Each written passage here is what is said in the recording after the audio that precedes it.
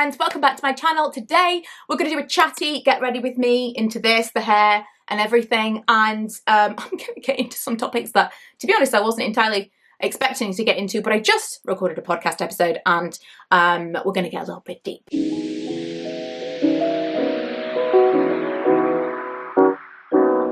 I was trying this thing yesterday. Oh, I don't even know if this is still good. Oh, it is. Trying this thing yesterday called underpainting. I feel like it used to have a different name, but maybe not. And it was this, by the way, is the Gel Sculpt from Illamasqua. I've had this for approximately 1 million years. And I hardly ever use it, but I thought I would kind of try and dive a little bit more into the makeup that I have this year, because I've got so much stuff that I just never ever use. So the whole point of this is that you are applying all of your like contour, bronzer, blush, concealer, all that stuff before the rest of your makeup. Yeah, I kind of remember it being like this. Not that easy to blend. We'll see. And then you put your foundation on top. So I've been kind of playing around with it a little bit, but I'm not fantastic. So I thought I would continue to play, and then we'll see if I come out with any products particularly that I'm like, oh, this works really well for this. Yesterday I used something much creamier and, again, not fantastic to blend, but I'm looking for stuff that's quite dense, darker products so that they'll show through the foundation is my thought. I don't know if this is not blending over the top of the SPF that I'm wearing right now, or if because it's not the newest, it's maybe not. I don't want to blame this on the product, but I do also feel like it was never really, really easy to blend. I like it in theory because it's like a translucent, so it's kind of easier, you know? Anyway, so I'm going to give this a go. I will put everything in the description bar below. Is this going to drive you insane, or is it only going to drive you insane now I've pointed it out? I feel like I look really muddy. I'm using the NARS concealer, which I have not used in a long time. Again, I'm using a lot of products that I'm sure are past their best, but I want to get these used. I am going to definitely do a project pan of sorts this year.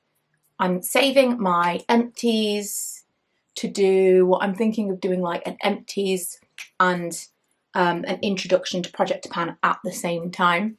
So I'm kind of saving that video until I'm totally 100% how I'm going to do that. But I do have quite a lot of empties that I finished up recently and that I've been saving for a really long time. What else? I've just finished recording a new podcast episode. If you didn't know, I have a podcast where I basically just, it's like a journal of sorts. I just kind of talk about things that have come to me in my self-help / mental health journey. This week I am talking about, so I'm loath to say childhood trauma, because I think for me that feels like quite a strong phrase, and it could mean something different to everyone. But, you know, trauma in itself can mean so many different things to so many different people. But it came up in conversation with a friend of mine that I was saying I've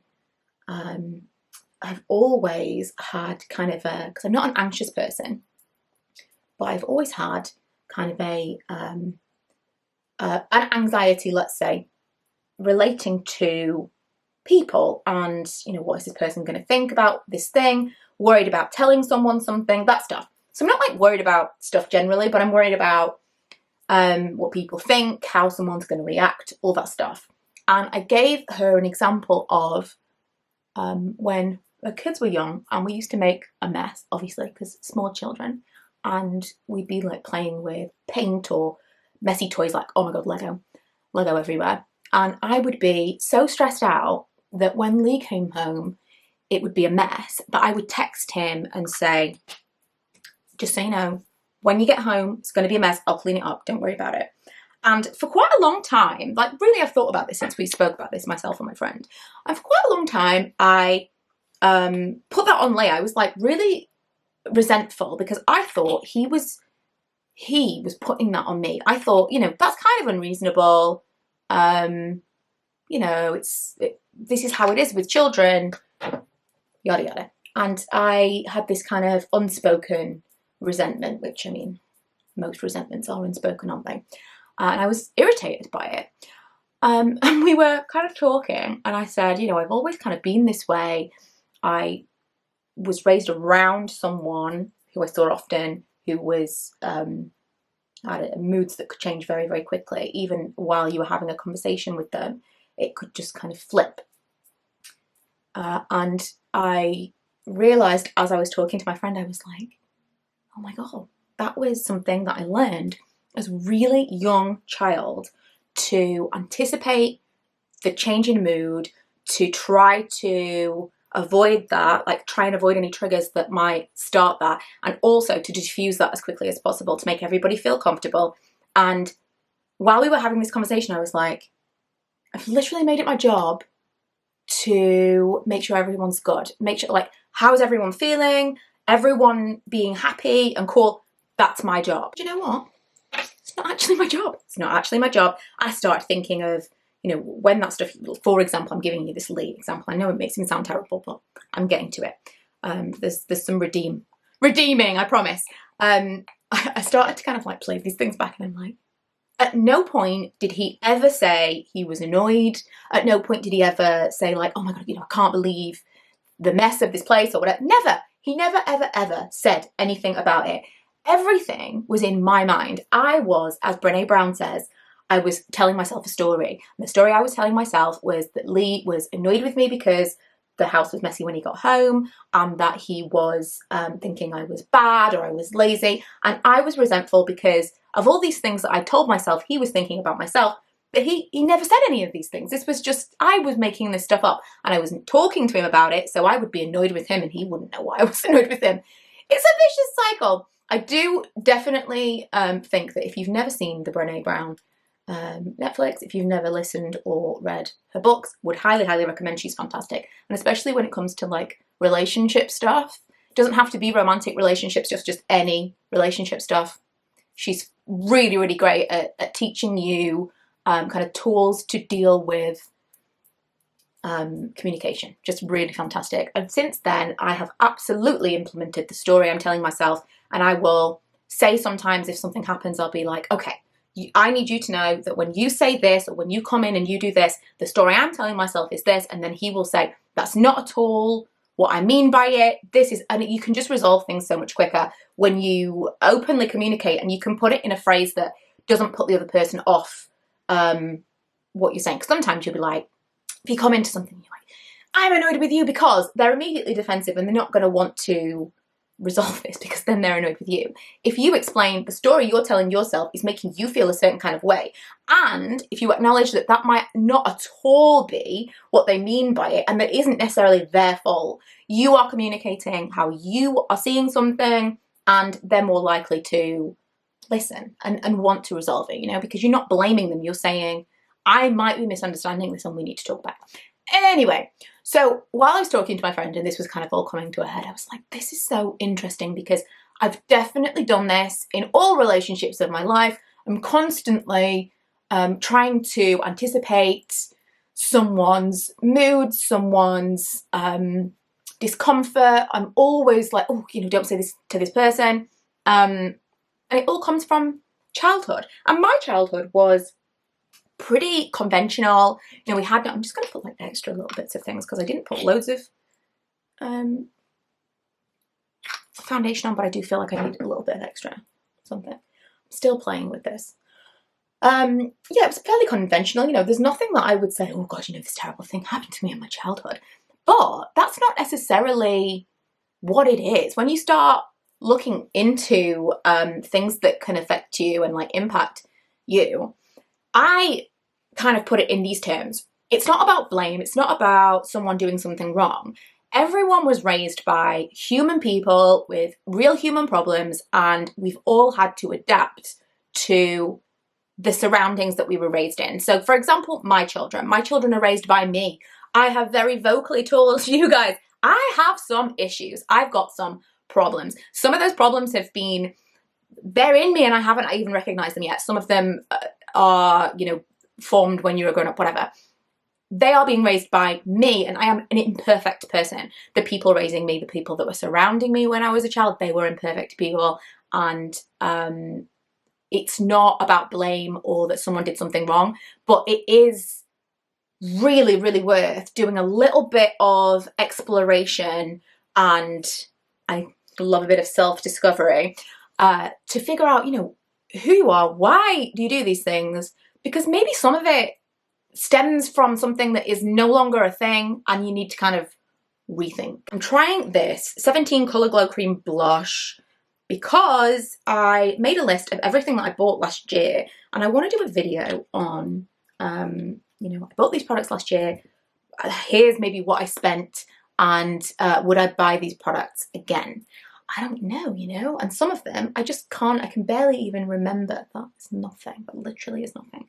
I can barely even remember using them. The 17 products, I know I bought them for a video, and for the most part I was unimpressed. Ella used some of them. That just has there's nothing. There's nothing on my face. Ella's used some of them and she really liked like the foundation, and I think the mascara as well. I just wasn't impressed at all. It wasn't for me. And so some of the products that are on that list I need to be giving another go now, just to see if I can spark a memory or just experience them again now for the first time in my memory. So that I can tell you when I come to make that video if it was any good. Honestly, that is like so much nothing. So what do you think of this setup? I know I've got clothes behind me, which is a bit weird, but I'm playing with the lights and I'm in my office, which is a different room now. I'm also considering doing a bit of a DIY desk. I had an idea yesterday because it's not a huge room and the furniture I've got in here is quite big. For like storage and stuff, and I would still quite like to make it convertible so this can work as a spare room. And I had an idea because I've got a really big desk in here, which is great. It's a standing desk that was sent last year. I really like it, but it takes up a lot of space in the room.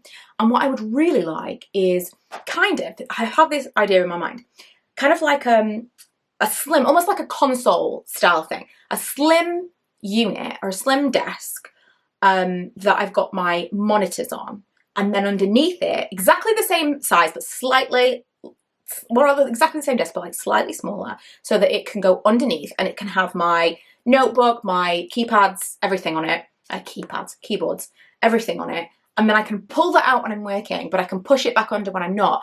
Number one, it is going to be slimmer, so like the whole thing will take up less space, but also neater because I don't have all my stuff. I can just kind of like put it underneath. That's what I would like to do, but I don't know, does that thing exist in the world? Anyway, I've done absolutely no research. I just thought of this yesterday. I don't know if this thing exists in the world. I don't know if it's something that maybe I would need to make. I'm not averse to that. It's around this time of the year that I tend to go crazy like with DIYs. I'm really going to try and not do that this year because it's such a money pit, honestly. I spent a fortune last year, which looking back, I was having a really bad time at the beginning of last year. I think, I mean, look, it was seriously, I can look back at the vlogs and be like, this is when I should have gone and got help. It was like end of January, beginning of February. And that's really when I needed to be seeing someone. And I spent so much money on, like I had the pergola thing built, which I love, and the swing and stuff. And then I spent so much money building out the shed. I put in like all of this, what do you call it? To make it warmer, insulation. And wood is so expensive. Just the whole thing. And honestly, I did a lot of that work hoping that it would weatherproof it and make it better for the colder months. After living with it for a kind of Christmas season and it being so cold, it did nothing, absolutely nothing. The one thing that I do need to do this year, I mean, I had fun doing it, but it was really expensive. I mean, for my birthday, in fact, Lee bought me a circular saw. That's how into it I was at the time.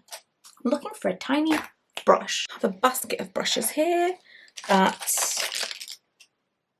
I going to find the kind of brush I'm looking for? That is the question. I kind of want to do my brows with powder. I'm running out of brow I'm falling everywhere. I'm running out of brow, oh, perfect. Running out of brow products. I'm making a little list. I'm not allowing myself to buy anything makeup-wise in January. I'm going to go through everything. I'm going to make my list of like, these are the products that you're allowed to buy this year in terms of like this number of products. And once I've done my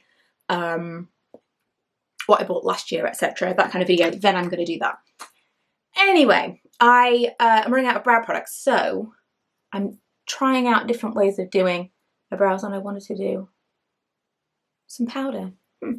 I think I was just saying it was a money pit, but I spent a fortune on the shed last year, which was it's great. I love the shed, but I did not need to spend the money that I did on it. And it's so easy at this time of year when you are feeling a little bit low. Obviously, I'm in a particular low, but it's only natural that in January, February time, those are the times that we're all like kind of searching for something. We're waiting for the warmer weather. It's not that exciting, but I'm kind of trying to get ahead of that because I know that is something I'm likely to do to distract myself with DIY, and I just don't want to spend the money on it this year, truthfully. I had to shift you down a little bit because I forgot that I can't sit on my knees anymore. Nearly 37, you know? Can't be doing it. I've got a few things planned this year, speaking of what I'd rather spend my money on. A few things planned this year that I'd like to kind of save for. I am going to take Ella to Paris for her 18th birthday, which is really exciting. I'll tell you what as well. I'm so thankful that, I mean, obviously, you know, I'm paying, but I'm so thankful that she even wants me to take her to Paris. I think that's really nice, and it's something that everyone who's got, I mean, children just generally, but especially a daughter, you don't know, they might hate you. You don't know how much you're going to have in common. You basically bear a friend, potentially, or not. And I'm really happy that she wants me to take her. And my friend Kaz, who is also Ella's godmother, she's going to come with us. And it's going to be a really good trip.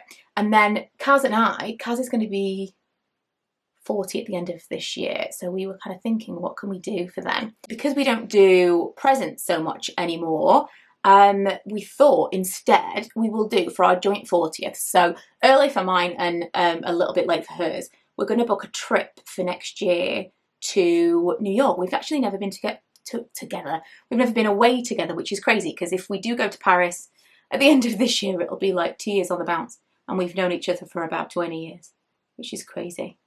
This is what happens when you have a baby at 19, you don't do girls' trips. So that should be fun. But this is all of the stuff that I'm like putting in my little thing of these are the little piggy banks that I want to make. And do I really want to spend hundreds, realistically, closer to 1,000, on wood, wood and paint and all of those things? I do really love a DIY, don't get me wrong, and I will definitely be doing some stuff in the house this year, but a lot of times it is deflection from what is really happening, and I just want something to kind of distract me from problems, and I'm trying to avoid that stuff this year. That's really what it is. So yeah, that's kind of where I'm at right now. Random topic of conversation, I realise, but I did literally just finish recording that podcast. I really like the podcast for that, but often it allows me to kind of get my thoughts in order. So like if I'd filmed this and not filmed the podcast or recorded the podcast first, it wouldn't have been as well thought out. I have an idea and I'm like, well, so this is kind of what it is. And then as I'm saying it, as I'm like, I write it out sometimes for the podcast, or as I'm like speaking it aloud, it just allows me to kind of get something right in my head. It is like journaling, but out loud and publicly, because I wouldn't be me if I wasn't oversharing on the internet. I don't know why I couldn't find this little brush, because this should have always been readily available just for this little wing situation. I've talked about it before, but I now wing within my lid. If you have hooded eyes, this is the only way to do it. I still kind of get that lift on that side. Still looks lifted, but when I look like this, it's not like a wonky line. Oh wow, that's not, that lighting's not attractive like that, is it? Right, I tried a mascara the other day that was terrible. I want to point it out because it really was terrible. It is this L'Oreal Pro XXL Lift. Have you heard of this? I just pulled it out of my collection. Is it new? I've never used it before. It was rubbish. Don't buy this. Can't put my hands on my lash curlers right now. I might have left them downstairs. I've been filming most of my reels and stuff. I've just been doing some like little mini reviews recently on Instagram, and I've been putting them out as YouTube shorts. I've been putting them on TikTok alongside other stuff, like little kind of reviews and doing my makeup and stuff like that. I've been filming most of those downstairs in the week, like Monday, Tuesday when I have my YouTube days, my day job days, and I might have left them downstairs. Long story short, but I have quite enjoyed that. It's like I used to, back in the day when I used to do my blog, I used to be prolific. We're talking like 5 days a week minimum, maybe 7. I used to have 3 videos a week on my main channel, 5 blog posts a week, and I had probably a couple of videos over on my Diary of a Spendaholic channel. It was just like a serious grind, but it never really felt that way. I'm going to use Georgia from Benefit. I can't even remember if I've ever used it. I must have used it, but I don't remember it. I just want to boost that non-existent blush that I put on. Yeah, it didn't really feel like, oh, you're working all the time. I remember someone once saying to me that I didn't have a good work-life balance. Someone in real life, not like someone who knew me, didn't have a good work-life balance, and that I was doing too much. Like I was focusing too much on the YouTube stuff, and it wasn't until much later, because that really like got in my ear. It really affected how I saw what I was doing, and it impacted then how I decided to continue doing it. So for a long time then I was like, oh, I should be doing less, I should be whatever. I'm going to use this Hourglass powder to bake because I'm down with the kids now. I did this yesterday and I could not believe how natural my makeup looked, number one. I thought I was going to look really dry and the lines were going to be worse, the whole thing. I do only kind of just put it down the centre of my face, but across this line that I have on my head, down here, just this part of my eye, either side, I do find that when I do kind of loose powder, I get powder that goes up my nose and then it catches all of the little hairs in my nose and it looks like I've got things in my nose. Kind of annoying. So all kind of down the centre, I should really avoid that bit because that gets really dry. But down the centre of my face, that is where I was doing it, and my makeup lasted so well, but also it looked fantastic. I'm going to mix these two SuperStay liquid lips together on my lips because I'm just crazy like that. I love these as a formula, but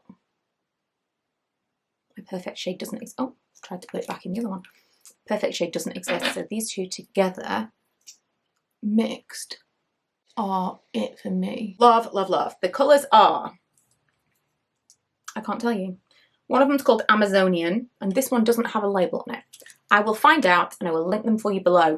But Maybelline tends to have really, really great products that mix together. I always used to do this with the crayons as well, mix them when they were on my lips, and I was like, yes.